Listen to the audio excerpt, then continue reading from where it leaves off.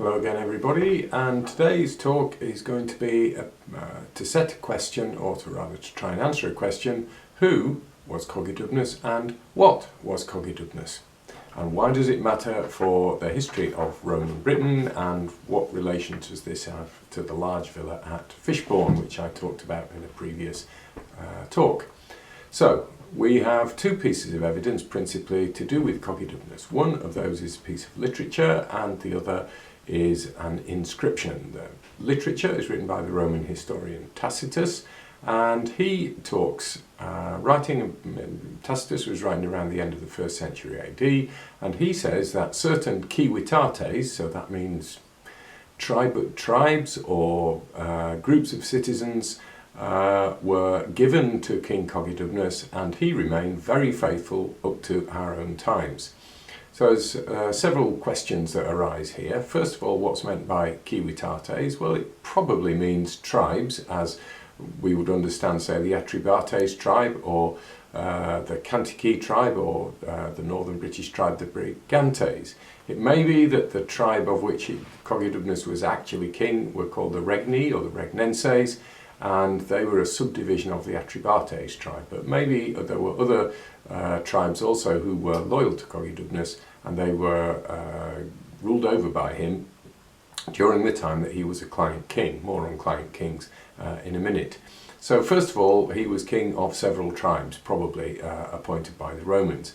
The second thing is, when it says he remained very loyal up to our own times, the phrase very loyal is slightly unusual, because it means that there was clearly a possibility that he might not have been loyal at some point.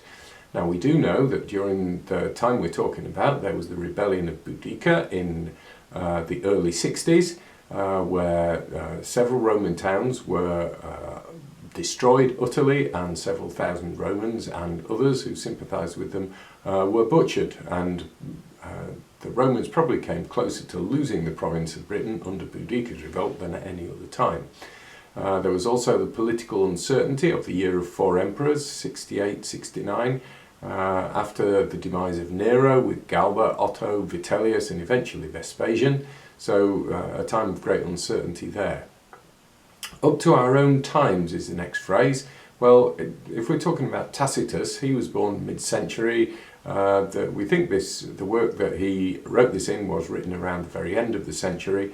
But interestingly, his father-in-law was Gnaeus Julius Agricola, a native of France, but who had had a distinguished military career and served as governor of Britain between probably 78 or late 77 AD and 84. So when he says up to our own times, maybe we can take that as up to the time when Agricola was governor of Britain. So that would take the life of Cogidubnus from, say, the Roman invasion in 43 under Claudius up to about the 80s AD, by which time he'd have probably been quite an old man.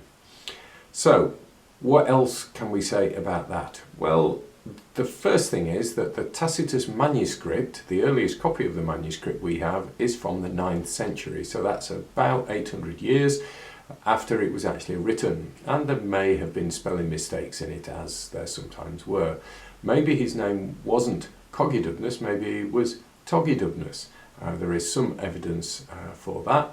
Maybe it was Cogidumnus rather than Cogidubnus, because there are two versions of the manuscript. One has Cogidubnus and the other has Cogidumnus. Either way, it's a little difficult to say, because Celtic or Belgic society was basically illiterate, so it's dubious as to whether Cogidubnus had ever actually seen his name written down and associated letters with particular sounds. So, next piece of evidence is an inscription it was found in the 1720s, and it was damaged, so only part of it survives. It has a number of interesting things on it. First of all, it's dedicated to Neptune and Minerva, two clearly Roman gods of the sea and of wisdom, amongst other things.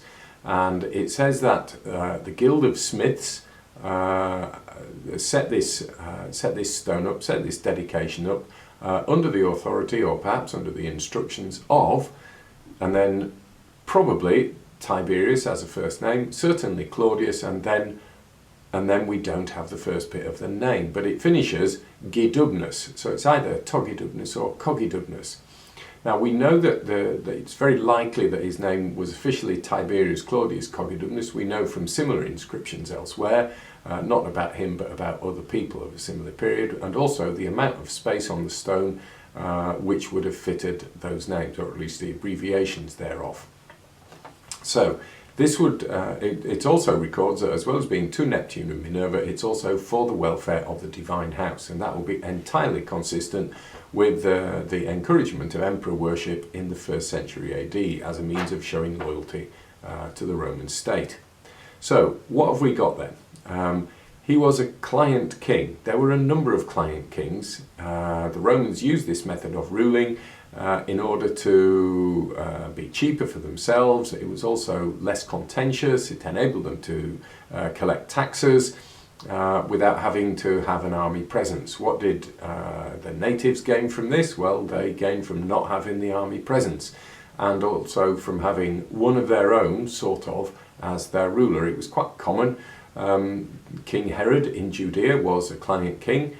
King Prasutagus, the husband of Boudicca, had been a client king in East Anglia of the Iceni, and Cogidubnus probably was a client king on the same sort of basis. So we have kind of a timeline now for Cogidubnus. He was a client king, probably under Claudius, so that would be from 43 AD or thereabouts. Maybe he got the palace as a reward for his loyalty in the time of the Boudiccan rebellion, and that would fit in with being, he remained very loyal down to our own tribes. There was a similar building technique used on the restoration of a temple on nearby Hayling Island, and so it seems that quite a lot of building work was done in the 60s to extend the palace, large villa at Fishbourne, same time as that temple was restored. There was later development in the late 70s or perhaps early 80s under the governor Agricola. So maybe we can speculate a little that those two knew each other, and it was a reward for his retirement for his long and dedicated loyalty to the Romans. What happened to client kings when they died? The client kingship did not continue. So as when Prasutagus died, Boudicca was left without power. The client kingship was like a life peerage in effect. It was not a hereditary business. So when Cogidubnus died, the palace would then have passed into other hands, perhaps the state hands as a reward. Maybe governors or senior officials lived there. Maybe it was sold off and sold into private hands. Either way, it was developed quite a lot in the 2nd century with a lot more fancy mosaics. So what can we say about all of this? Well, client kingship is what I want to think about. What would you have done if you'd been Cogidubnus? He took a pragmatic approach, perhaps made peace with the Romans. Maybe he'd been brought up in Rome as Herod had been as a younger man, and so that's how he came to be pro-Roman in the first place. And it sounds like a good arrangement for the Romans as well. So it sounds like both sides win. Until you think, well, this sounds awfully like what the French did, the Vichy regime under the Nazis. Traitors or pragmatic politicians? I'll leave that to you to decide.